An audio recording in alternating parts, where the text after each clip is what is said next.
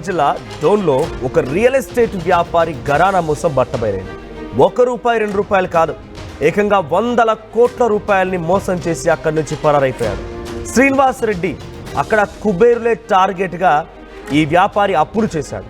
250 కోట్ల రూపాయలకు పైగా అప్పులు చేసి అక్కడి నుంచి అదృశ్యమైపోయాడు.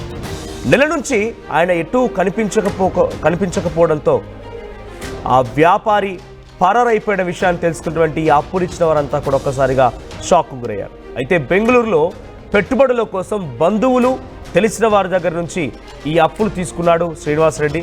అయితే డోన్ విజయ థియేటర్ సమీపంలోని ఇంటికి తాళం వేసి అక్కడి నుంచి పరారైపోయాడు. కోట్లలో మోసపోవడంతో ఇప్పుడు బాధితులంతా లబోదిబోమంటున్నారు. బాధితులంతా పొలిటికల్, రెవెన్యూ, ఉన్నత స్థాయి ఉద్యోగాల్లో పనిచేస్తున్న వారే.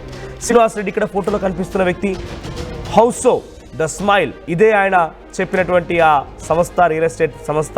సో దీంట్లోనే పెట్టుబడులు పెడుతున్నాను, నాకు అధిక మొత్తంలో లాభాలు వస్తాయి, మళ్ళీ మీకు ఆ అప్పులని తిరిగి చెల్లిస్తానని చెప్పి అందరినీ మోసగించి రెవెన్యూ ఉద్యోగుల్ని, ప్రభుత్వ ఉద్యోగుల్ని, ప్రైవేట్ ఉద్యోగులని, అటు పొలిటికల్ ఇన్ఫ్లుయెన్షియల్ పర్సన్స్ అందరి దగ్గర నుంచి ఎక్కువగా వడ్డీ ఆశ చూపించి 250 కోట్ల రూపాయలు తీసుకున్నాడు. ఆ తర్వాత ఇంటికి తాళం వేసి అక్కడి నుంచి పరారైపోయాడు.